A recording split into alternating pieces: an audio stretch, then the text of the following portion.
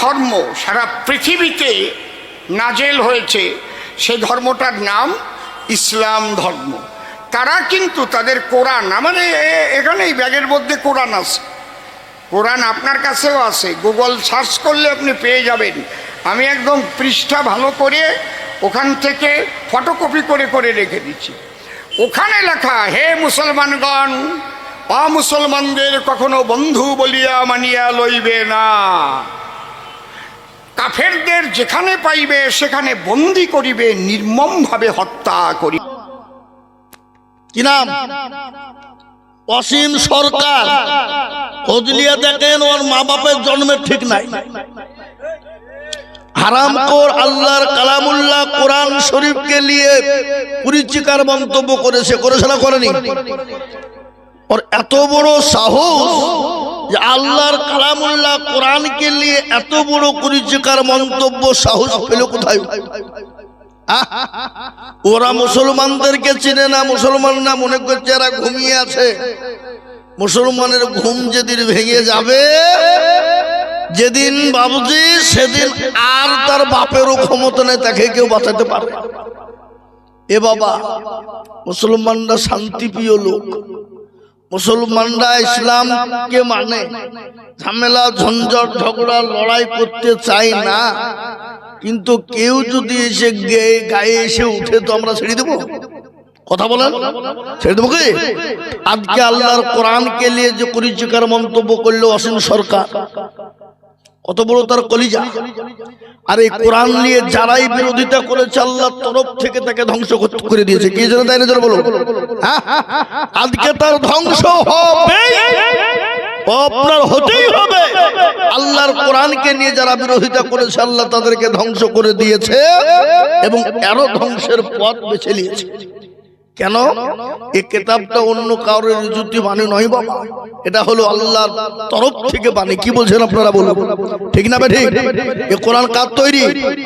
জোরে বলুন, কার? আল্লাহর। অথচ সেই কুলাঙ্গার এত বড় কথা বলেছে বাবা। আমি আপনাদেরকে একটা কথা বলে দিয়ে যাই, শুনলেন? আজকে ভারতবর্ষের মাটিতে মুসলমানদের পরিস্থিতি পরিকাঠামো বড় খারাপ। যদি বলেন কিরকম?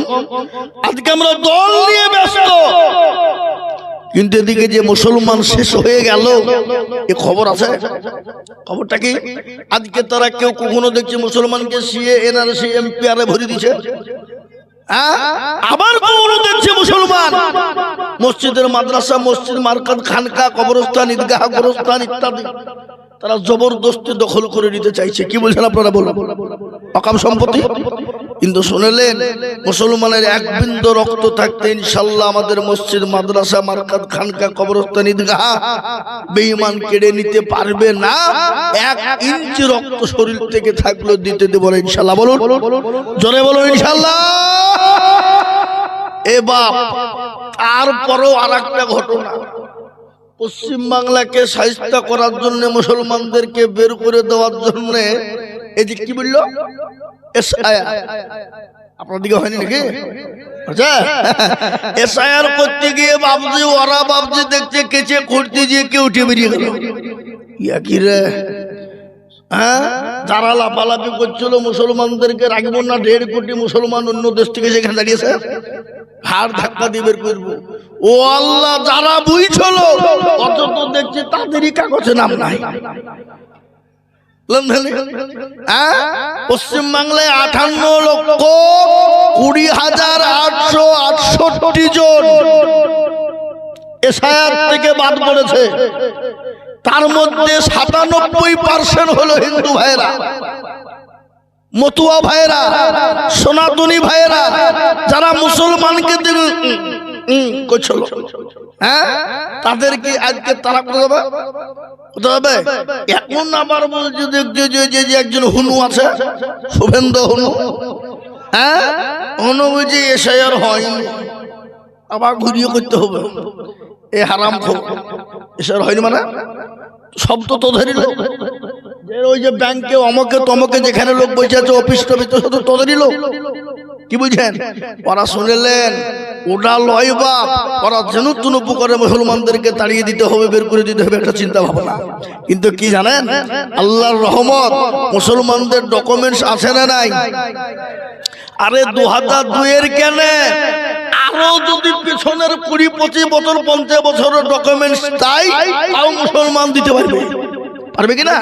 তার থেকে যদি বলে যে আমরা ডকুমেন্ট নিব না, মানুষ তোদের কে ছিল, তোদের পূর্বপুরুষ তো দাদা দাদি দেখা, শুনেলেন আপনার দাদা, তার দাদা, আমার দাদা, অমুক দাদা, তমুক দাদা, পোট দাদা, যত দাদা আছে দুনিয়াতে ছিল 50-60 বছর আগে, তাদেরকে তো তারা তো মারা গেছে, তাদেরকে তো আমরা এখানে মাটি দিয়েছি।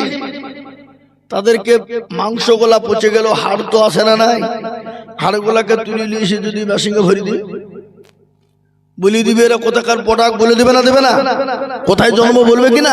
কিন্তু আমরা যদি বলি তোরা দেখা লিয়াই, কই তোর বাপ দাদার 14 পুরুষ দেখি, হে বাপ দাদা পাবে, তারা তো পুড়িয়ে ছাই করে দাঁত মাদুর করে ফেলেছে। কি বলছেন আপনারা বলুন? আচ্ছা আচ্ছা, তাহলে আমাদেরকে কোন দিক দিয়ে তারা যখন পাচ্ছে না বাবজি, বিভিন্ন কায়দা কৌশল, কিন্তু শুনেলেন এই দেশটা হলো মুসলমান, মুসলমানদের পূর্বপুরুষকে সর্বপ্রথম যিনি ভারত পৃথিবীর জমিনে এসেছিলেন, তিনার নাম কি গো? আদম আলাইহিস সালাম। তিনি তো ভারতের মাটিতে পা দিয়েছিলেন প্রথমে, ওয়ালাকাদ কাররামনা বানি আদম, সে আদম নবীর সন্তান আওলাদ হলাম আমরা। এই দেশ থেকে আমাদেরকে বের করে দেব অত সহজ নয়। এই দেশটা হলো কাদের? হিন্দু, মুসলমান, শিখ, ঈসাই, সবার দেশ।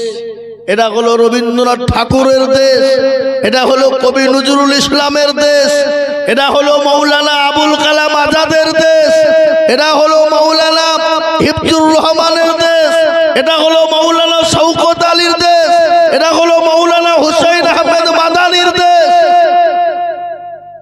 এটা হলো রাজীব গান্ধীর দেশ, এটা হলো মহাত্মা গান্ধীর দেশ। আমাদের কাজকে তোমরা দেশের প্রেম দেখাচ্ছ। সেদিনকে ওই ব্রিগেড ময়দানে কি হলো? গীতা পাঠ হলো, 5 লক্ষ ভাইদেরকে নিয়ে গীতা পাঠ করা হলো। সাংবাদিক জনগণনা বলো ধরে, তুমি কেমন দেশের প্রেমী? আমি জানি না। তুমি দেশের প্রধানমন্ত্রীকে বলো, বলতে পারবো না। দেশের রাষ্ট্রপতিকে বলো, জানি না। তুমি যে দেশে সে দেশের মুখ্যমন্ত্রীর নাম কি জানে না। বুঝতে পেরেছেন না? পারেননি? মুসলমানদেরকে আজকে দেশপ্রেম দেখাবে। এই দেশের জন্য রক্ত দিয়েছে কারা? কেজি নয়, কুইন্টাল নয়, টন টন টন রক্ত দিয়েছে এই ভারতের জন্য মুসলমানেরা। একদিনে দিল্লি থেকে লাহোর পর্যন্ত 57,000 উলামাকে তাদের গর্দানকে কেটে নিয়ে গাছে ঝুলিয়ে দিয়েছিল এই দেশের জন্য ইংরেজরা। আজকে তাদেরকে দেশের প্রেম দেখা, তোমাদেরকে দেশের সংবিধানের জনগণকে হাতে বললে একটু বলি আর পাচ্ছ না। এই প্রেম, প্রেম কাকে বলে? দেশের প্রেম মুসলমানদের কাছে শিখে যাও। আর একটা শুনলেন, আজকে আমাদেরকে তারা বুঝে বিদেশি। আরে এদেশের জন্ম আমাদের, আর আমাদেরকে বিদেশি বলতে দিবে? আচ্ছা বলুন তো, আদবানির বাড়ি কোথায়? পাকিস্তান। ইন্ডিয়াতে এসে হয়ে গেল স্বদেশী। অটল বিহারীর বাড়ি হলো পাকিস্তান, ইন্ডিয়াতে এসে হয়ে গেল স্বদেশী। সোনিয়া গান্ধীর বাড়ি হলো ইটালি, ইন্ডিয়াতে এসে হয়ে গেল স্বদেশী। বুদ্ধ বাবু, জ্যোতি বাবুর বাড়ি হলো বাংলাদেশ, বিমান বসুর বাড়ি হলো বাংলাদেশ, ভারতে এসে হয়ে গেল স্বদেশী। অধীর বাবু, প্রণব বাবুর বাড়ি হলো বাংলাদেশ, ভারতে এসে হয়ে গেল স্বদেশী। মিঠুন চক্রবর্তীর বাড়ি হলো বাংলাদেশ, ইন্ডিয়াতে এসে হয়ে গেল স্বদেশী। আর আমরা ইন্ডিয়াতে জন্ম নিয়ে আমরাই নাকি বিদেশি। সিঙ্গড়ার ভিতরে আলু ঢুকলো কি করে? এ বাবা, সিঙ্গড়ার ভিতরে আলু কি করে ঢুকলো? বুঝলেন? এ বাবা, এটা নাই। আজকে মুসলমান দেখলে গা চুলকায়।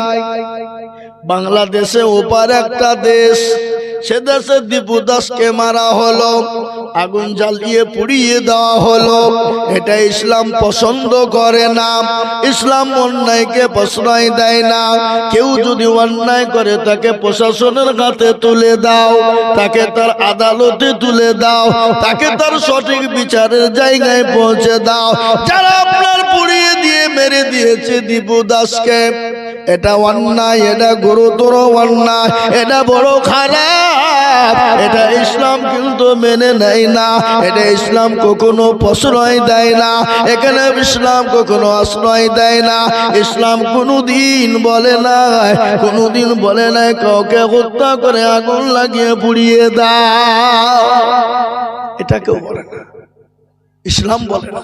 কিন্তু যারা পুড়িয়েছে মেরেছে এটা অন্যায় করেছে না করে নিজেরা বলুন, খারাপ করেছে না করে নিজেরা বলুন। এটা অন্যায়, এটা গুরুতর অন্যায় করেছে।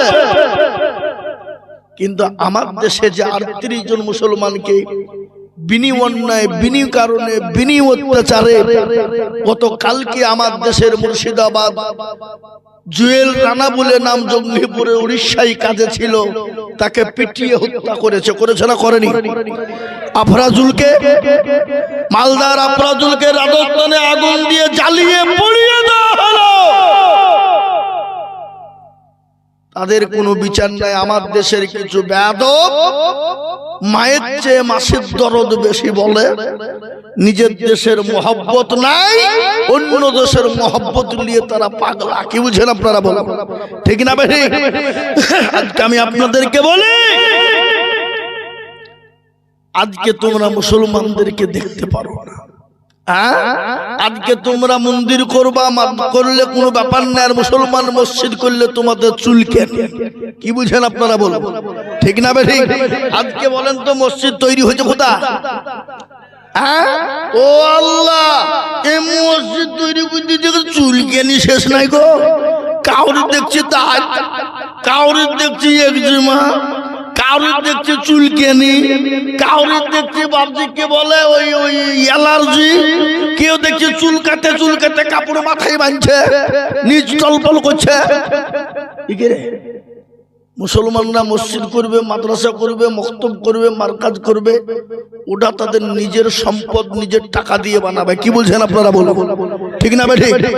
আপনারা এই যে এই গাকুন্দার এই যে বড় মসজিদ করেছেন, কোনদিন রোডের উপর জিজ্ঞেস করেছেন কোন হিন্দু ভাইকে আমরা মসজিদ ছাদ করতে পারেন 2 কুইন্টাল লড় দাও? বলেছেন আপনারা? তাহলে যে জাতি অন্য জাতির কাছে হাত পেতে মসজিদ বানায় না, সে জাতি মসজিদ তৈরি করলে তো তোমার চুলকেনি কেন? তোমার চুলকানি কেন? এ দেশটা তোমার বাবার দেশ নয়। যে কেউ তো মসজিদ বানাতে পারে।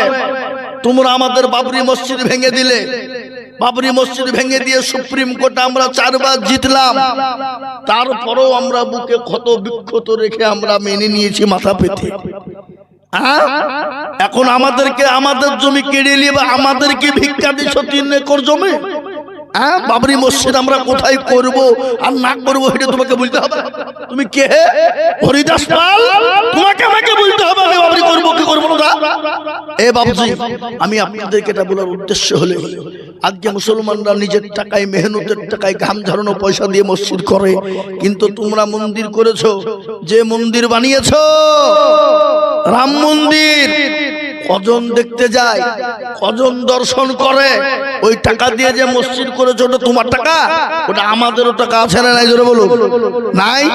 কেন্দ্রীয়। আচ্ছা বলুন তো, বাদশাহ শাহজাহান একটা কবর রেখে গেল, সে কবরটার নাম কি? জোরে বলুন।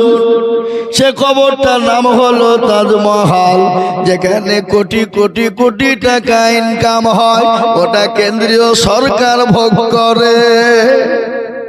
লালকেল্লায় কোটি কোটি টাকা ইনকাম হয়, ওটা কেন্দ্রীয় সরকার ভোগ করে। আপনার কি বলে কুতুব মিনার, ওখানে কোটি কোটি টাকা ইনকাম হয়, ওটা কেন্দ্রীয় সরকার ভোগ করে।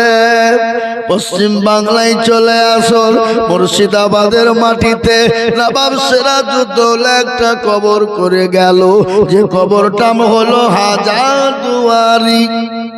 আছে না নাই? আপনারা দেখেছেন না দেখেননি?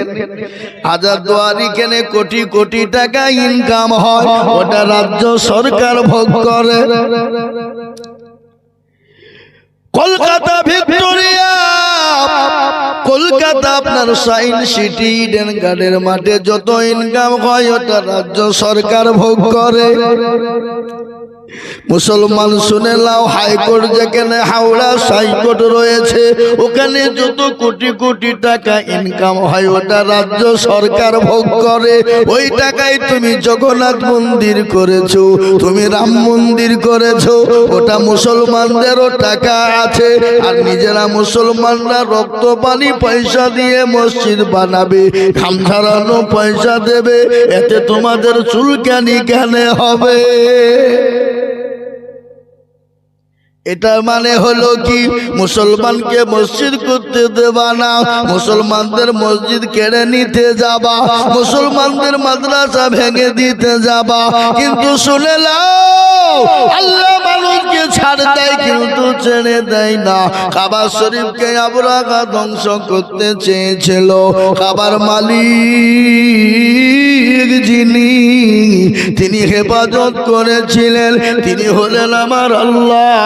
আজকে যারা মসজিদ মাদ্রাসা কেড়ে নিতে চায়, মসজিদ মাদ্রাসা মারকান খানকা কেড়ে নিতে চায়, আমি তাদেরকে বলবো, শুনে নাও, আমাদের একজন স্রষ্টা আছে, আমাদের প্রতিপালক আছে, আমাদের রব আছে।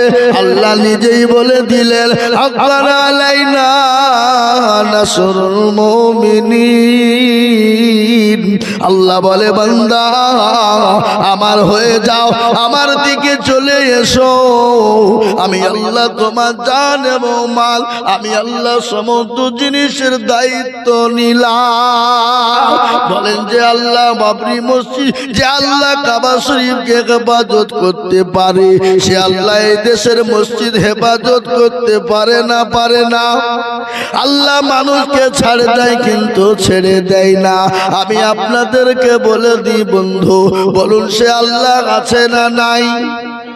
সে আল্লাহ বৃদ্ধা হয়ে গেছে বুঝি? সে আল্লাহ বুড়ো হয়ে গেছে? সে আল্লাহর শক্তি কমে গেছে? না না না, যে আল্লাহ ছিল, আছে, আগামী তো থাকবে। তাই আমি আপনাদেরকে বলবো, মুসলমান আসুন দিনমুখী ইমানমুখী হয়ে যায়, আসুন মসজিদমুখী হয়ে যায়, আল্লাহওয়ালা দিনওয়ালা হয়ে যায়, কোরআনওয়ালা হয়ে যায়, নবীর প্রেমে হয়ে যায়। যদি আমরা হয়ে যেতে পারি, আল্লাহ আমাদেরকে সহযোগিতা করবে। কিন্তু আমাদের মুসলমানদের দোষ আছে, আছে না নাই? কি দোষ? আজকে মসজিদে নামাজে আজান হয়, হাইয়া আলাস সালাহ বলে, আমরা পারলাম না, ইমাম আর মুয়াজ্জিন তোরা দুজনেই চালা। বেলা রাত্রি 12টা 1টা 2টো পর্যন্ত জাগে, ফজরের আজান দেয়, আসসালাতু খায়রুম মিনান নাওম। আর আমরা কি করি? নামাজ বাদ দিয়ে ঘুমাই।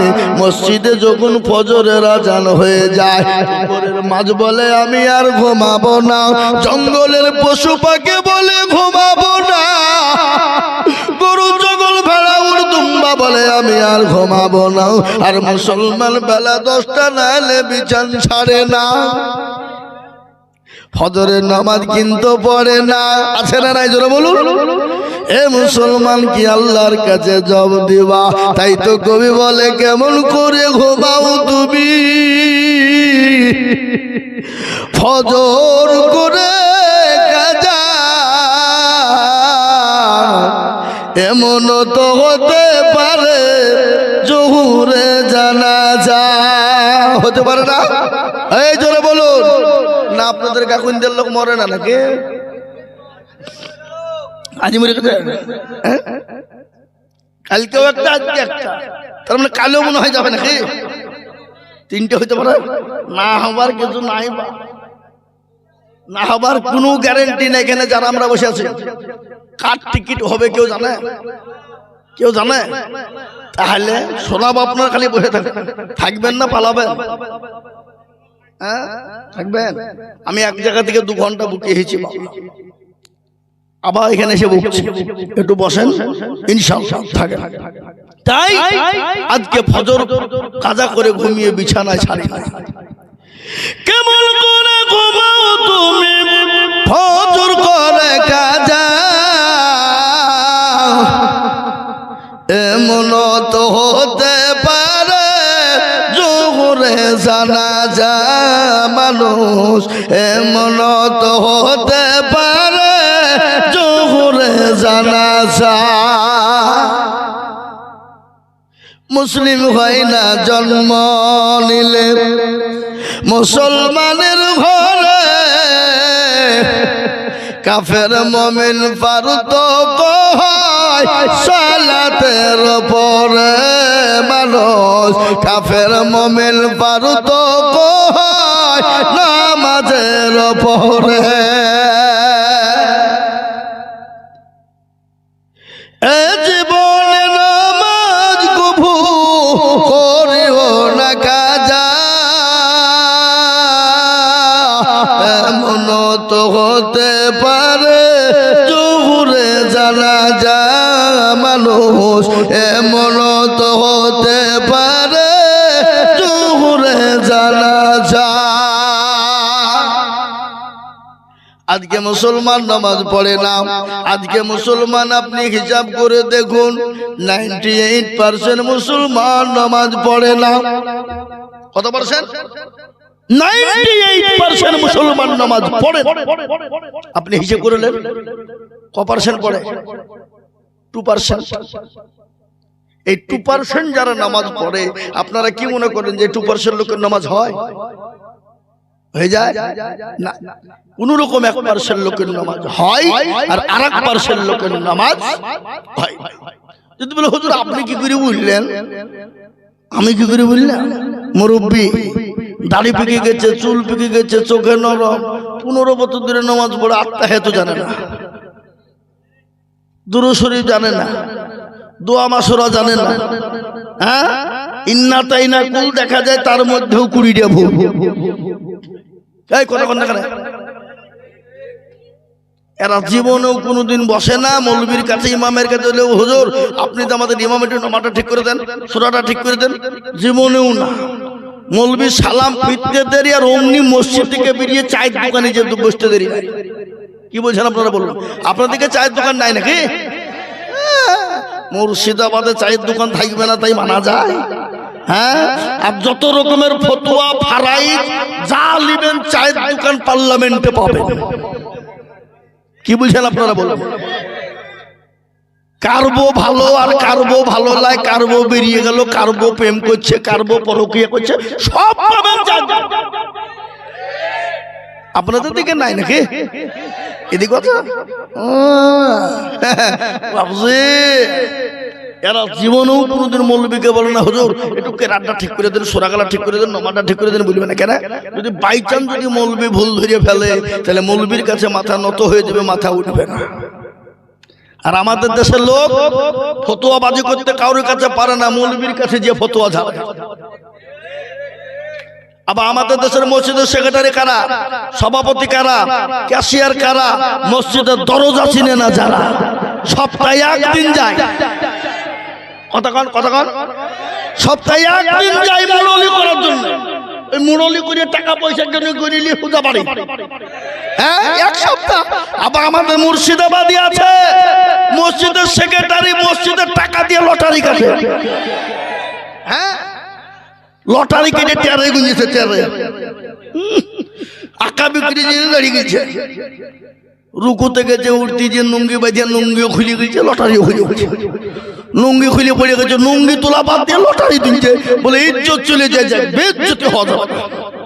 কি বললেন? এই তো আমাদের সমাজ। কাকে বলবেন আপনি? তানহামা দাগে দাগে সুদ, বম্বা খুঁজা খুঁজা নেহাম, সারা অঙ্গে ব্যথা, কোথায় ওষুধ লাগাবো জায়গা খুঁজে পেছি নি আমরা। মনে যদি পছন্দ ধরে খুঁজে কিরে পাওয়া যায়, আর মলম দিব কোন জায়গায়? আমাদের মনের ভিতর পচে গেছে। আজকে আমাদের মসজিদ গুলানের ইমাম সাহেবদের মান সম্মান নাই বা? ইমামের বেতন 5000। কি ইমাম নামাজ পড়ে আলহামদুলিল্লাহ রাব্বিল আলামিন রহমানির রহিম, আল্লাহ মাস তো শেষ, 5,000 টাকায় আল্লাহ কি করব? ছেলের স্কুলের ফিস দিব না প্রাইভেটে দিব, ছেলের ওষুধ কিনবো না বই কিনবো, বিবির ছায়া কিনবো না ব্লাউজ কিনবো। গায়রিল মাগদুবি আলাইহিম ওয়ালাদ-দাল্লিন। ফেরেশতা বলছে কি নামাজ রে?